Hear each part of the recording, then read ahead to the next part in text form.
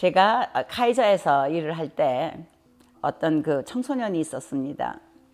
본래 그 주의산만증이 있던 아이였어요. ADHD. 그런데 어느 날 자기 친구 하나가 자살을 했는데 그 이후에 얘가 굉장히 많이 그 정서가 바뀌더라고요. 막 말도 빨리 하고 잠도 못 자고 밤에 자려고 그러면 여기 여러 가지 생각이 자꾸 떠오르고 그 보니까 아주 티피컬한 조울증이에요. 그래서 매니칸 하이포매니아 그 현상이더라고요. 그래서 제가 이제 부모님께 이제 백인 부모님들이었습니다.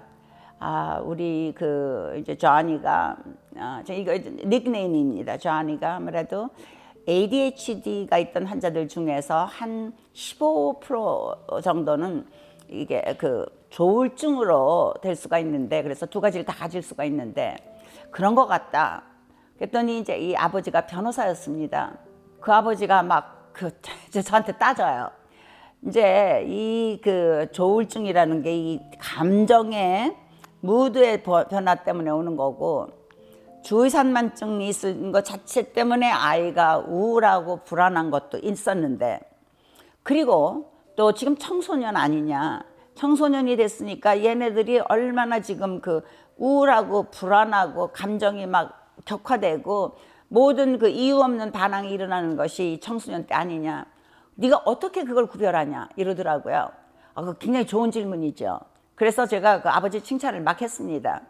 그랬더니 한참 있다가 해서 이제 그거를 받아들이고, 그 다음에 이제 문제는 ADHD 자체는요, 치료가, 약물 치료가 굉장히 간단합니다. 어떤 점에서는 그 스티뮬런트를 주면, 항진제를 주면은요, 그때 그 환자는 이제 컨설트를 쓰고 있었었는데, 대개는 비헤이비어도 컨트롤이 되고 어텐션도 좋아지고 포커싱도 잘하고 뭐 이렇게 산만한 것이 많이 없어지거든요.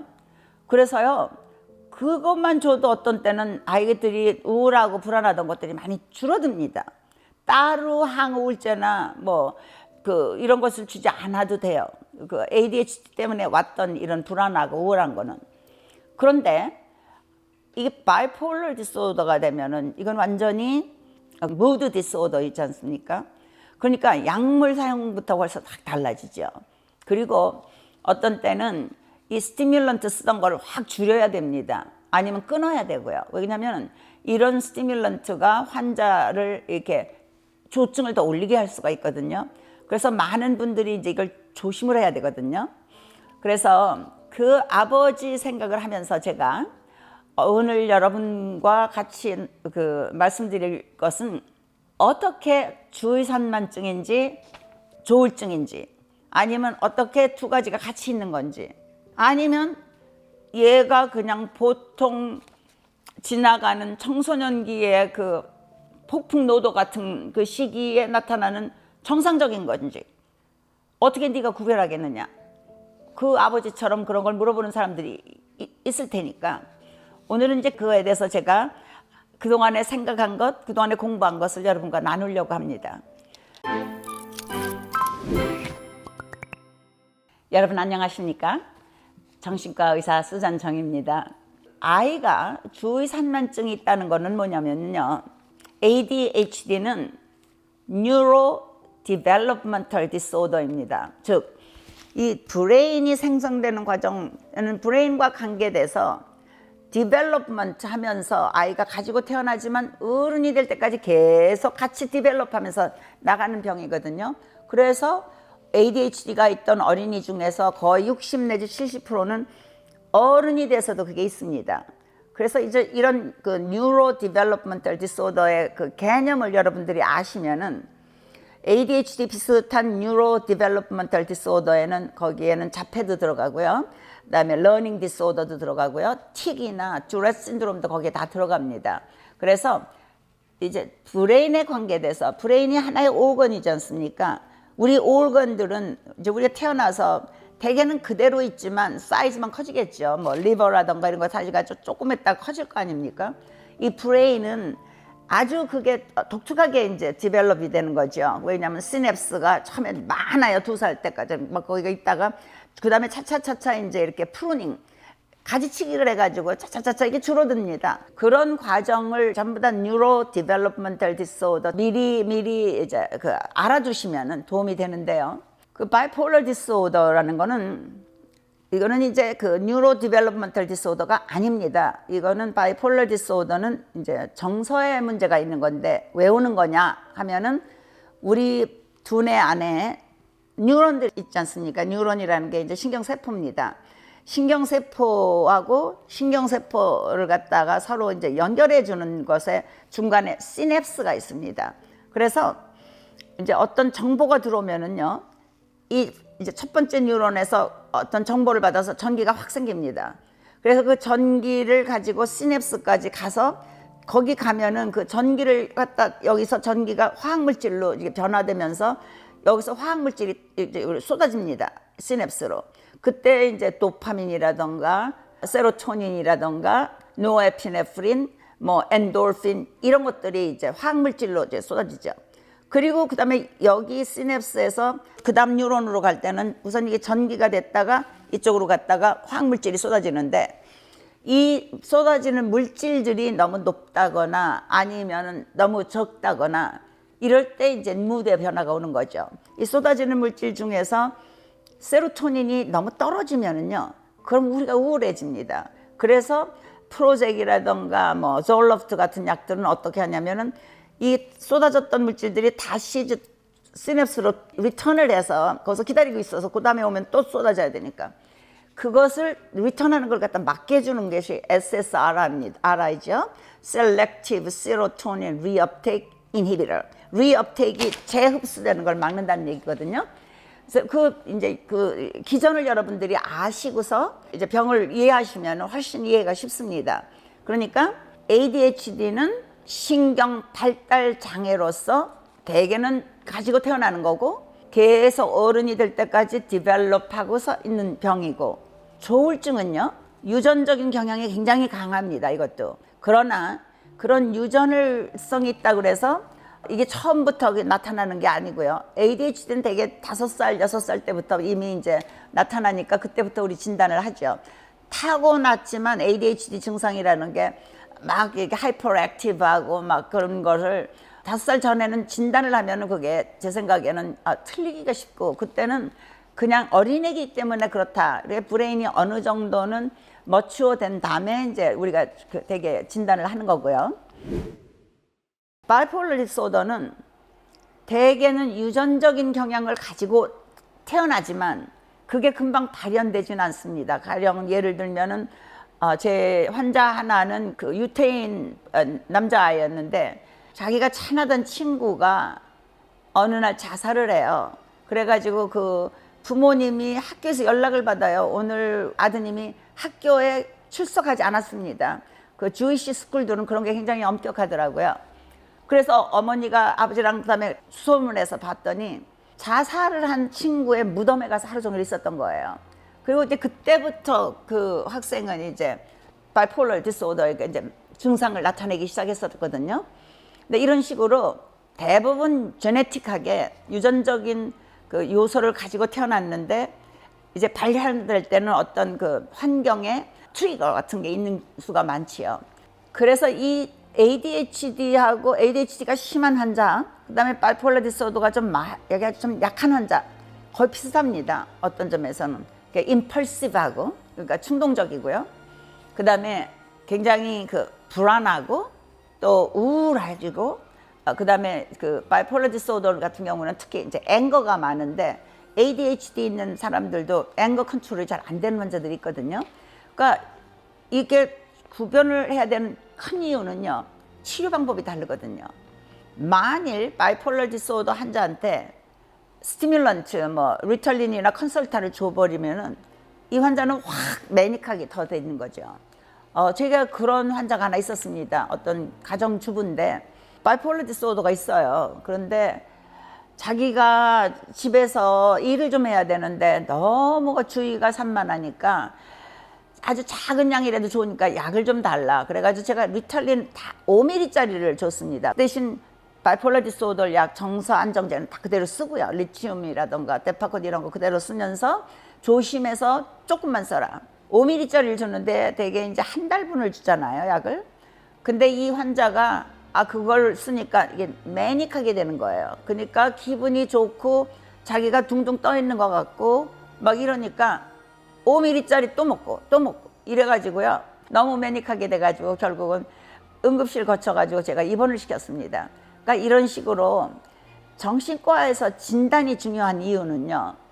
특히 조울증 같은 경우는 진단이 정말 중요합니다. 왜냐면 겉으로는 주요 우울증하고 똑같아요. 뭐 다른 게 하나도 없습니다. 우울증은 기운 없고 아무것도 생각하기도 싫고 사람도 만나기 싫고 모든 것에 의욕이 없어지고 포커스도 안 되고 여기저기 아프고 지루하고 바이폴러 디프레션이나 유니폴러 디프레션, 메이저 디프레션을 유니폴러 디프레션이라도 하는데 왜냐면 바이라는 건 오르락내리락 하는 두 개의 극이 있는 거고 메이저 디프레션은 한 개의 극이거든요. 정상이었다 우울했다 정상이었다 우울했다 이러는 거니까 이 두 가지 우울증에서 우울증 자체만으로는요 어떤 우울증인지 모릅니다. 그래서 항상 환자가 정신과에서 만나러 갈 때 혹시라도 집안에서 바이폴러 디스오더가 있는 집안이라면요 부모님이 그걸 가서 알려주시는 게 중요하고요.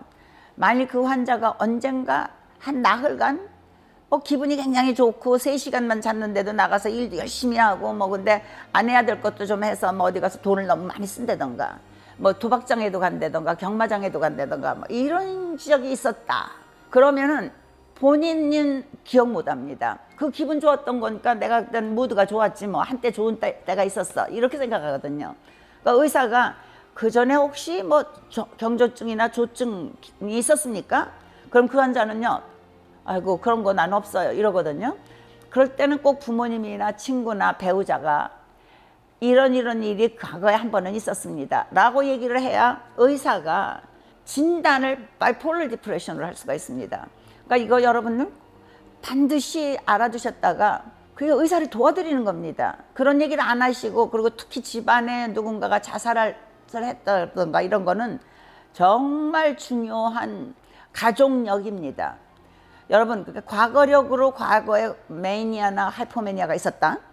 그거 중요하고요.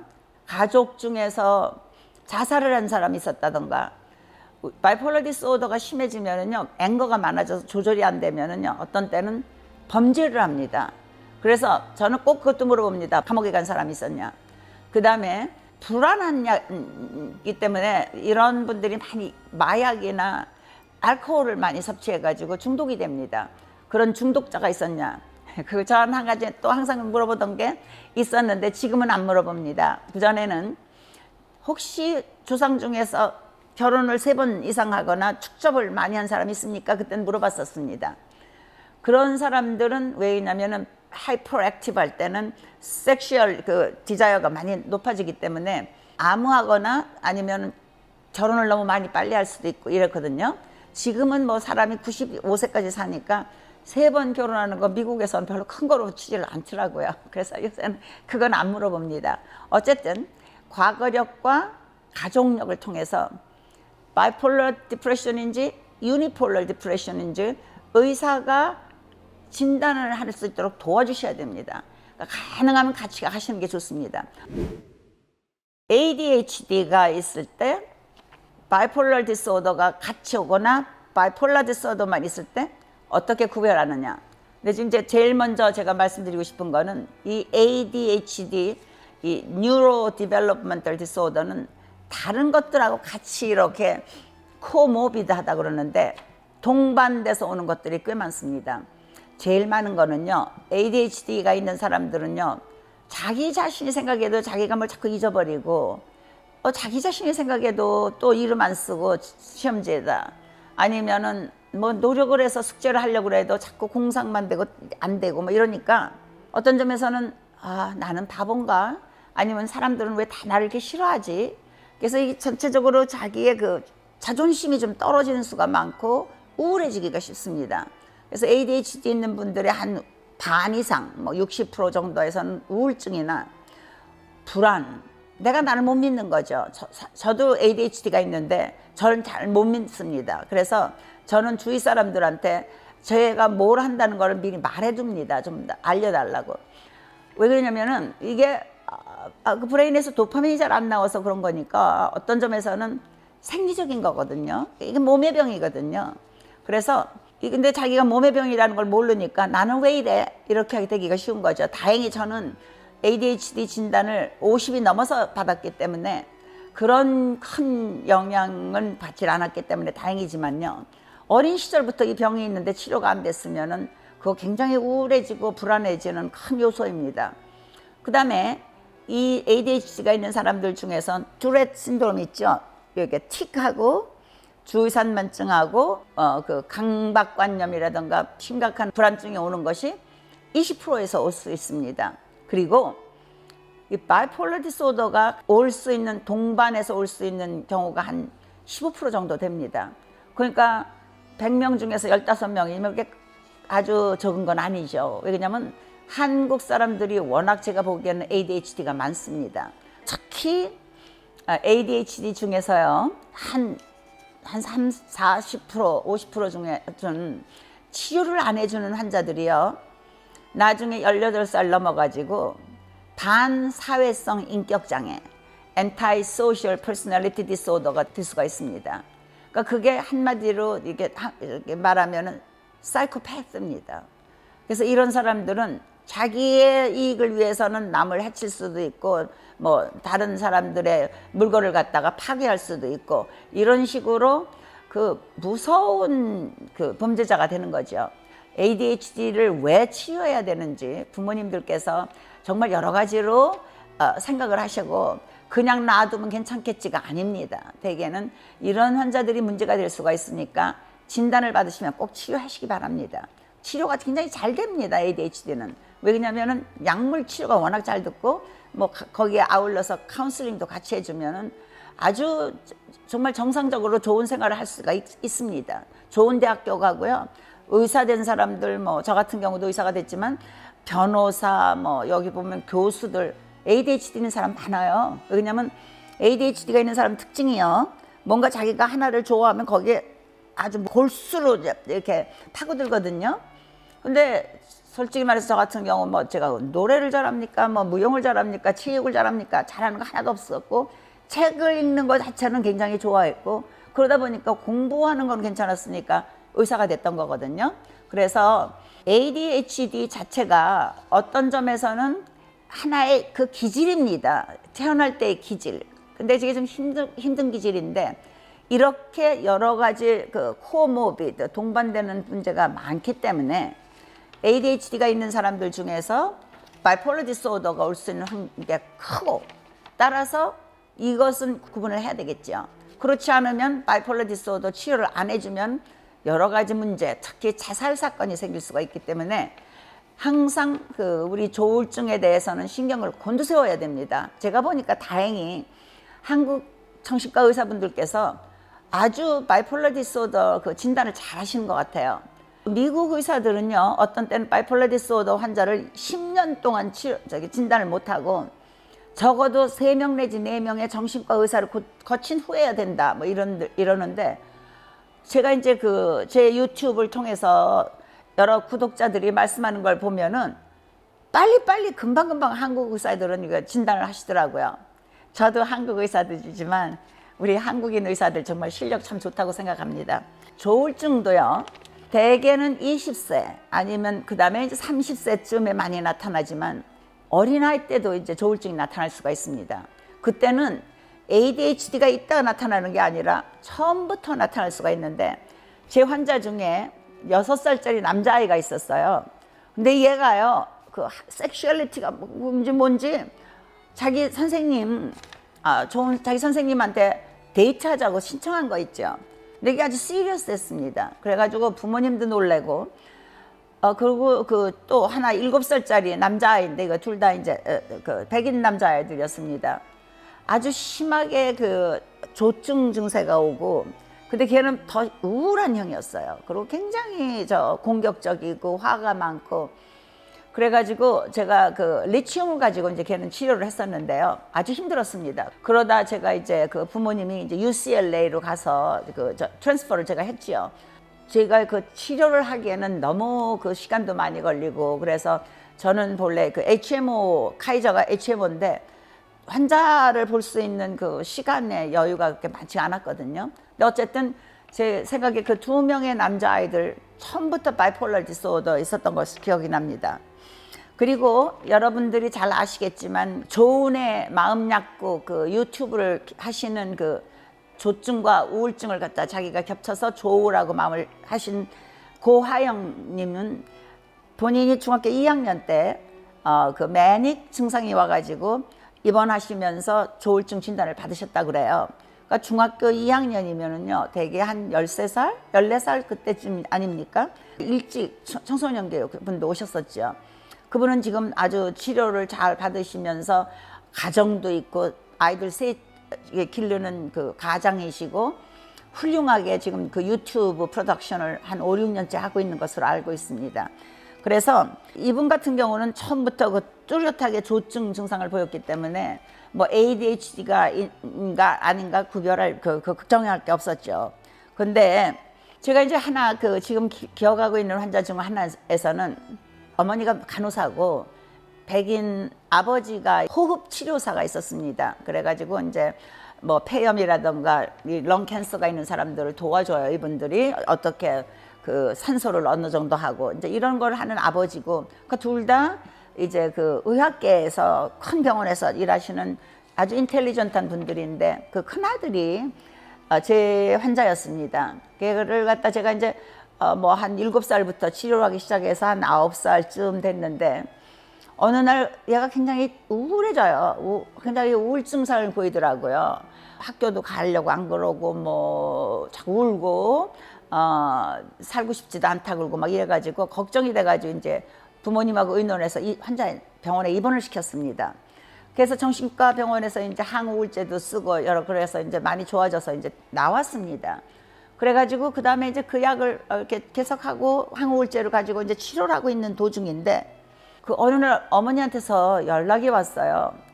그 아들이 이제 그 엄마한테 굉장히 구지기덕거리고 뭐 말대꾸와 하면서 숙제를 안 하고 그래서 하도 엄마가 이제 얘가 싸움을 자꾸 시키려고 그러는 것 같아서 나가 있으라고 그랬대요. 그래가지고 집 바깥으로 나갔는데 조금 있다가 엄마가 들으니까 막 집안이 막 꽝꽝 울리는 아주 폭탄 소리가 나더래요.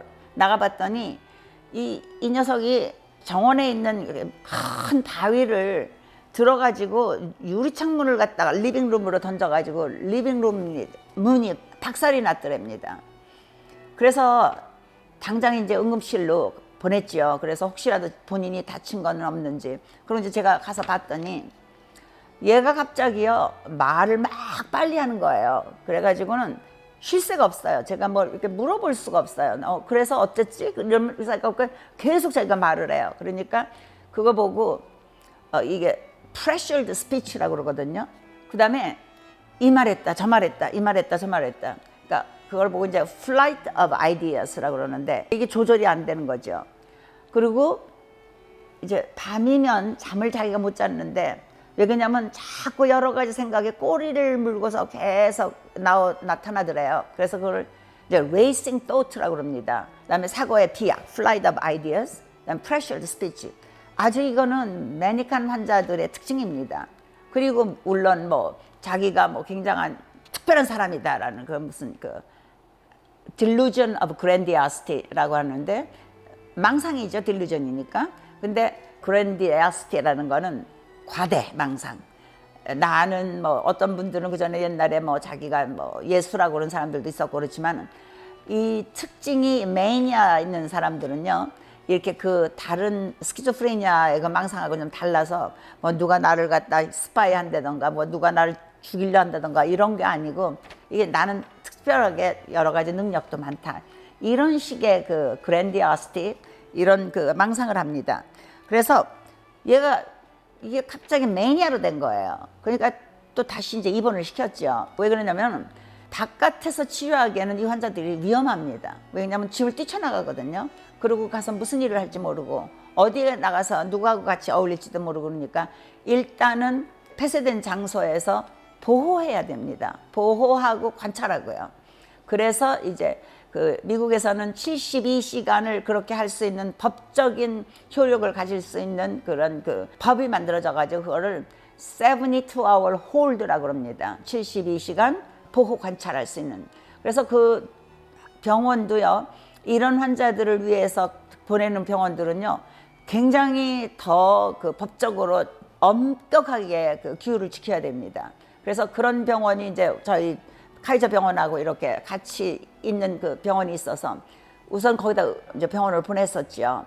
그러니까 제 생각에 그 남자애들이건 여자애들이건 어떤 점에서는 사춘기 이전에 심한 우울증이 있는 환자들이요, 되게 어른이 되면 이 조울증으로 변할 수가 있습니다. 근데 지금 제 환자 같은 경우는 아직 어른이 되기 전이거든요. 우울증 앓고 나서 한 2, 3년밖에 안 됐는데, 또 다른 또 한 가지 제가 생각한 거는, 만일 조울증 그 끼가 이게 자기 안에 있는 그런 유전인자를 가지고 태어난 사람이라면 이런 사람들한테 항우울제를 그냥 주잖아요. 무슨 리치움이나 데파콘 이런 것과 같이 주는 게 아니고, 그랬을 때는 매닉하게 될 수가 있습니다. 그걸 갖다가요, 무드 스위칭이라고 그러거든요. 무드가 갑자기 스위치 돼가지고요. 그래서 많은 환자들이 그냥 정신과 의사한테 가서 전 우울한데요, 그러면은 프로젝트 같은 거 받으시고 오셨다가 조금 있다 약을 쓰다 보면은 더 우울해지는 수도 있고 아니면 더 화가 나는 수도 있고, 어린 청소년들 같은 경우는 이럴 때 자살 기도를 많이 합니다. 그래서 모든 항우울제, 미국에서는요, 그 병에 블랙박스 워닝이 있습니다. 그 블랙박스 워닝은 아주 그 무서운 거죠. 이 약을 쓰다 보면 의도가 자살 의향이 높아질 수가 있다. 근데 그거는요, 많은 한국 부모님들은요, 정말 항우울제를 써야 되는 애들한테 그거를 처방을 하면 이거 보이면서 이런 데도 줘야 되냐. 그래서 제가 이제 얘기를 하죠. 조울증 기질이 있는 사람들, 가족에 그런 사람이 있었던 사람들, 아니면 과거에 매닉, 하이포매닉한 사람들, 이런 사람들한테 이 항우울제를 주면은 자살의 가능성이 있지만, 지금 이 아이는 그런 거 하나도 없고 지금 그냥 우울증이든지 아니면 강박 증세든지 심한 불안증이든지 그때도 항우울제를 쓰지 않습니까? 공황장애 오는 사람들, 이런 사람들한테 모두 SSRI 쓰면 잘 듣습니다. 그러니까 이 환자들 그 부모님들이 놀래요. 이게 블랙박스 워닝이 여기 있는데 왜 우리 아이한테 이걸 처방하느냐 그러는데요, 이거는 그것 때문에 그렇습니다. 그러니까 바이폴러 텐던시가 있는 사람, 가족력이 있는 사람한테 항우울제를 줬을 때 다른 무드 스테빌라이저 아니고 그것만 줬을 때는 이제 자살의 가능성이 있다, 그런 얘기입니다. 그래서 이런 건 아닌가, 제가 이제 그것도 의심을 했었습니다. 근데 그건 아니었습니다. 그래서 그 다음에도 계속 이제 그 바이폴러 디소더 치료를 해가지고 이 아이는 제가 그 가이저에 있는 동안에 제가 한 그 병원에서 한 정신과 디파트먼트에서 35년을 일했습니다. 그러니까 가장 좋았던 거는 이런 환자들을 제가 쭉 어린 시절부터 어른이 될 때까지 계속 제가 팔로우업을 할 수가 있었습니다. 그러니까 그분들이 이제 카이저 멤버십만 계속 그 유지를 하면은요. 근데 이제 카이저 그다음에 멤버십 많이 비싸졌기 때문에 어떤 환자들은 다른 데로 값이 더 싼 데로 간다 그래서 이제 나간 분들이 있었는데, 그런 환자 얘기는 또 나중에 제가 한번 하겠습니다. 그래서 이 환자는 그래서 많이 좋았습니다. 어떻게 그러면 구별을 하느냐? 이제 ADHD와 조울증을 구별하는 것 중에서 5가지 특별한 게 바이폴러 디소더에만 올 수 있는 것을 말씀드리면은요. 첫째, 매닉할 때 이런 환자들이 아주 굉장히 기분이 좋아지고 기분이 양양해지는데요. ADHD 있는 아이들은 기분 좋을 때는 굉장히 좋지요. 그리고 그럴 때는 정말 너무너무 말도 잘 듣고 좋고, 그런데 이렇게 뭐 양양해지기까지는 아니죠. 대개는 뭐 청소년이 무슨 데이트에 성공했다 그러면 또 모르겠지만, 대개는 이 바이폴러 디소더에서는 특징이 이제 조증이 있을 때 양양해지는 거고, 그 다음에는 아까 제가 계속 말씀드렸지만 이런 환자들이 그랜디아스티, 내가 어떤 사람인데, 그래서 제 환자 중에 한 사람은 한 35세 되는 남자였는데요. 이분은 이제 라티노 남자였었는데 자기 그 의사가 이제 신부전 키드니 스페셜리스트인데 이분이 이제 키드니 문제가 있어가지고 그때 많이 그 환자를 많이 보고 그때인데 밤 새벽 2시나 3시에 이게 러브레터를 써가지고 의사한테 계속 보내는 사람이 있었습니다. 그러니까 나 같은 사람이면은 뭐 그 의사가 아주 한국인 의사였습니다. 예쁘고 아주 실력도 좋고 물론 결혼한 의사인데 저한테 환자를 보냈어요. 이 환자가 새벽 2시, 3시 때마다 나한테 이렇게 러브레터를 보내는 게 아주 내가 힘들다. 그래서 보니까 바이폴러 디소더 환자더라고요.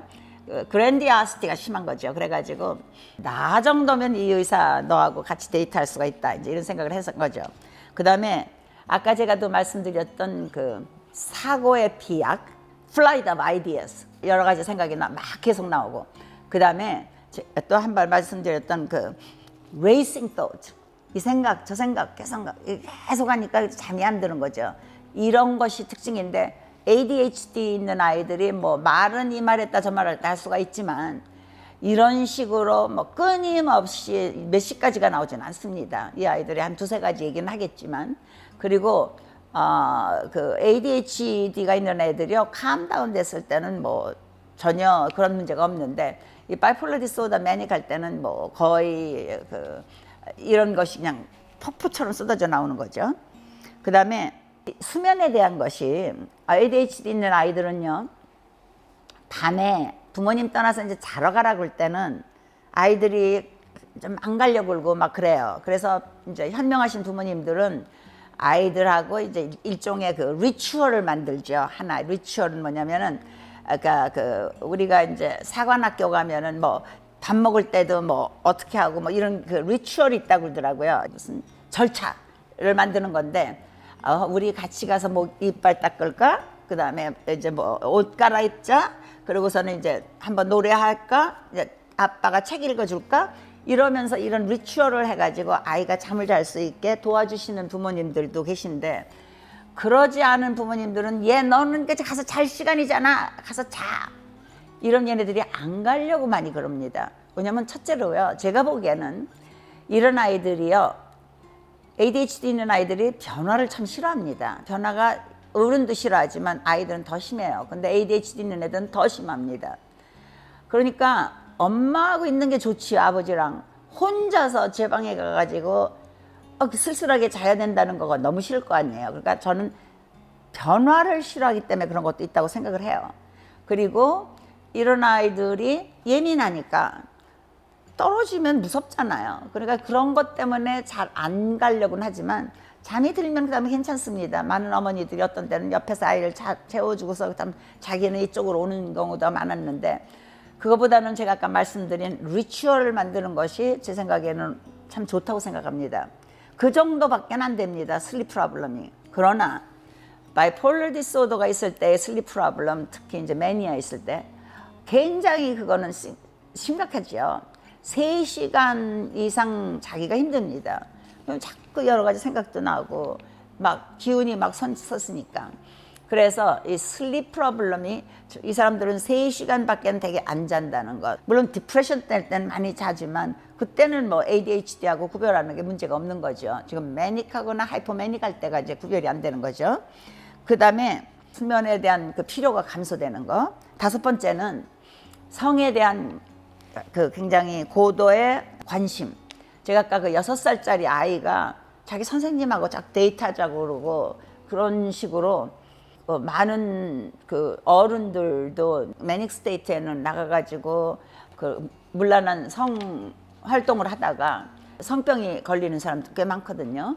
아니면 옛날에 한국에서는 뭐 계속 축첩하고 그랬던 거 이런 것이 성에 대한 고도의 관심이 ADHD에서는 그런 게 별로 크지 않습니다. 그래서 이런 5가지를 보면은 확실히 구분이 되고요.